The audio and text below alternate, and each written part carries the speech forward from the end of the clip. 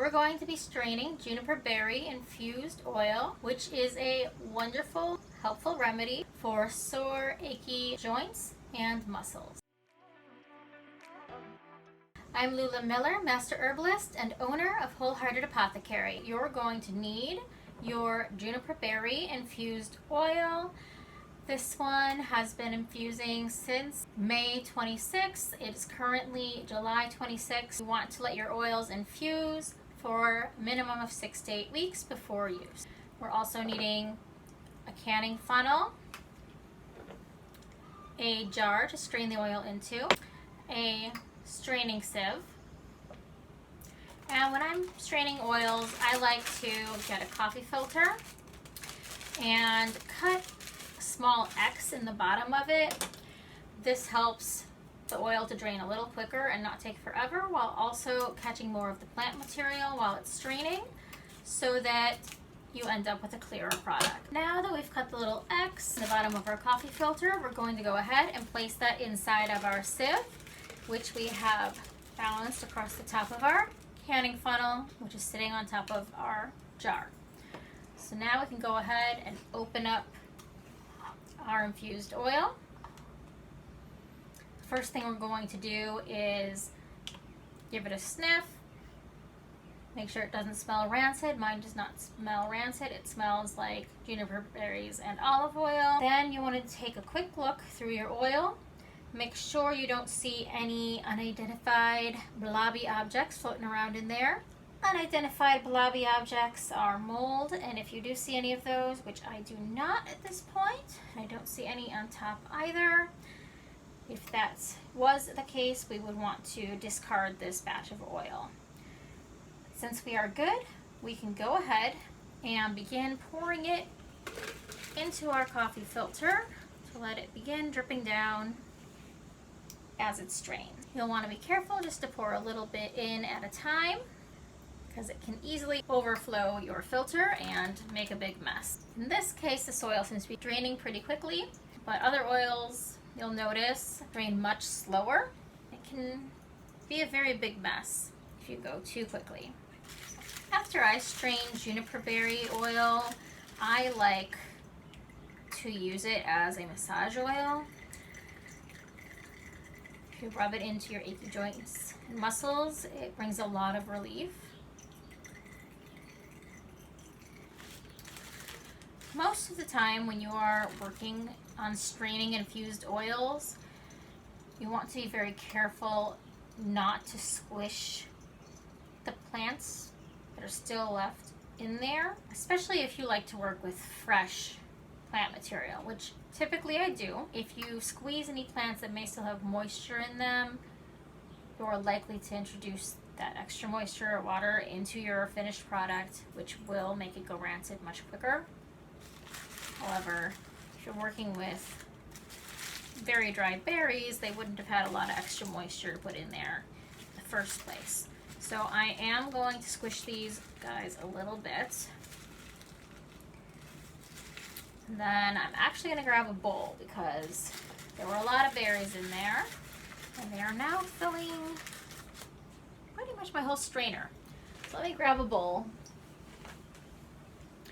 plop those in, and then we can start straining a little bit more. We made some more room in the sieve for more oil, so I'm going to go ahead and pour that in.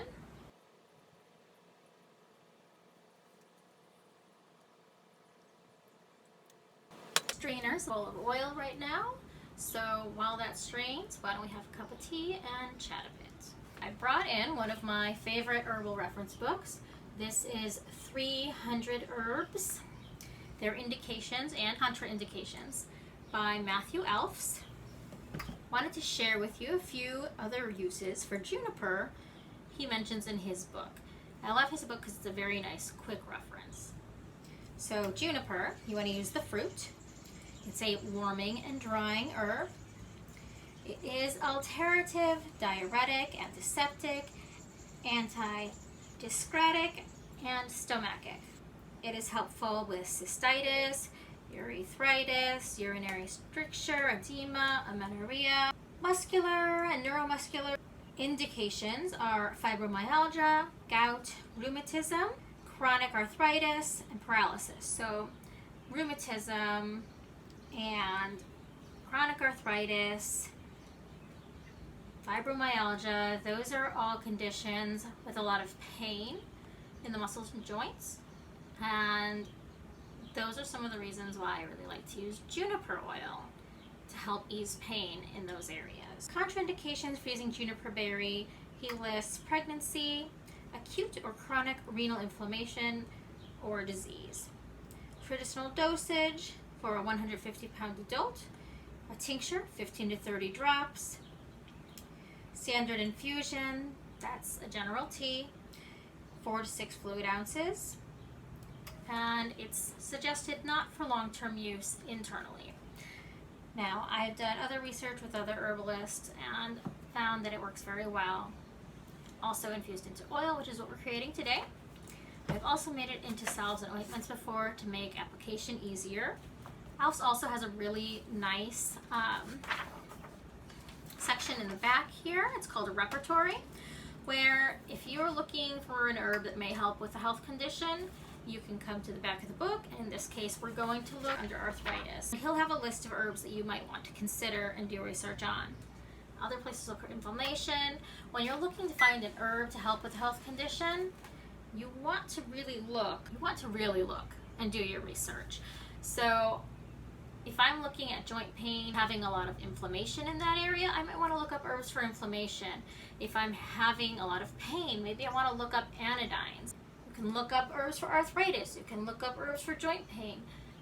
Really, you want to just cover all your bases, really thoroughly research, and find an herb that works for you. Juniper berry oil as a massage oil I found is very easy on most people. Doesn't tend to bother the skin. Doesn't smell too bad either. It's a little bit warming, which is also helpful for muscles, and it brings a lot of relief. As somebody who has a lot of chronic pain and chronic pain conditions, I found it to be indispensable. So let's see where we're at now. Okay, our oil has all dripped down from the sip, so I'm going to add in the rest from our container and just tilt it upside down in here to let the rest drip off the edges of the bottle. And if you'll notice, when I made this oil, I actually ground some of my berries. So there is crumbled berries in that area, whereas before, and I'll bring it over, these are some of our berries that we strained out earlier. Those are more whole berries. Let's see. So that's what they would have looked like. An interesting thing about juniper berries is they can take up to 2 years to go from the green immature state to the blue ripe and ready to use state. When you're harvesting your juniper berries, either for internal usage like in your tea, or for something like this, an external usage, you want to make sure that they are in the blue, ripe and ready to use stage. I'll often collect them in the fall. I know a good place where I can find a lot of them, but they will ripen throughout the year. So if you know a good juniper berry tree, or they grow on bushes too, you can keep an eye out pretty much all year long and collect as you go. And once you have enough, you can make something like this on your own. When you're making an infused oil, or really a tincture, vinegar, anything with dried roots, barks, and berries, what you want to do is fill the jar about 1/3 to 1/2 away full with the berries, and the rest with the menstruum. Other applications, like if you're making an infused oil with fresh or dried leafy herbs, you would want to fill the jar all the way to the top with the herbs, and then fill in all the gaps with the oil. But berries, roots, bark, they're very tough, and even when dried, they will hold on to a lot of their medicinal constituents. So when I harvest herbs in my yard, I keep them in the fullest form possible. When I store them in my apothecary, I keep them in the largest form possible, unless I know I'm going to use them within 4 to 6 months at the longest. So the smaller they get, the more you break them up, the more they're exposed to light, the more they're exposed to air, the less time your herbs will stay viable and strongly medicinal. The juniper berries I collected whole, ground them just before using them. I think most of it has come off the inside of the jar as I speak. Okay, good. My coffee filter caught that bit that popped out. Yeah. Let's see. That on there, that's what the kind of ground ones look like. I did grind some just to make sure we were getting enough surface area of the herb exposed to the oil. Now that we're down at the end here, I am going to throw the end of these berries that were whole back in there because they do have a good amount of oil still on them. I don't know if you can tell, it's still dripping out of the bowl. Just let that drip a little longer. I'm really grateful to have found some junipers that grow healthily in the woods nearby my house. These are foraged locally from well cared for, no spray land.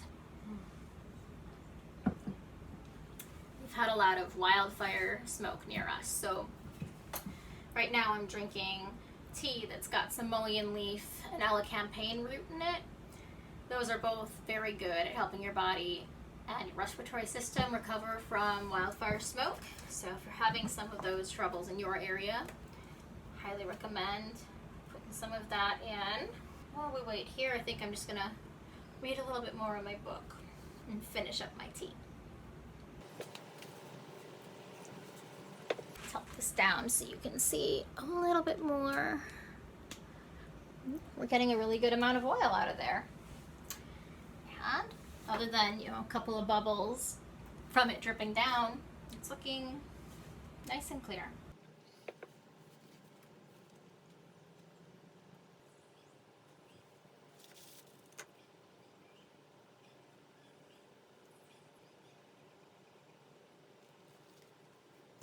Quite a few drips in there. We want to get all of the stuff we can out of it. Okay, so we are pretty much all the way strained. This is our oil.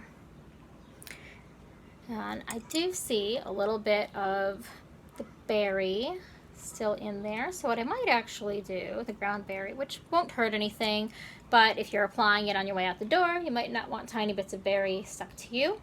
So after this finishes dripping the rest of the way out of the berries, what I'll actually do is get another coffee filter, not cut a little hole in the bottom, and just let it drip through very slowly. This was a great way to get out some of the bigger plant material from our way. And if you do end up with a product that has a little bit of plant material stuck in there, if you're making a salve or something with it, it's not too big of a deal. But I don't really want to have it get on my customer's skin or have it clog up my dropper bottles. So I will run that through another time. This is a very easy way to strain your infused oils. I hope you learned something. I hope you liked it. And if you did, please like, follow, subscribe, and share the video with somebody else who might be interested.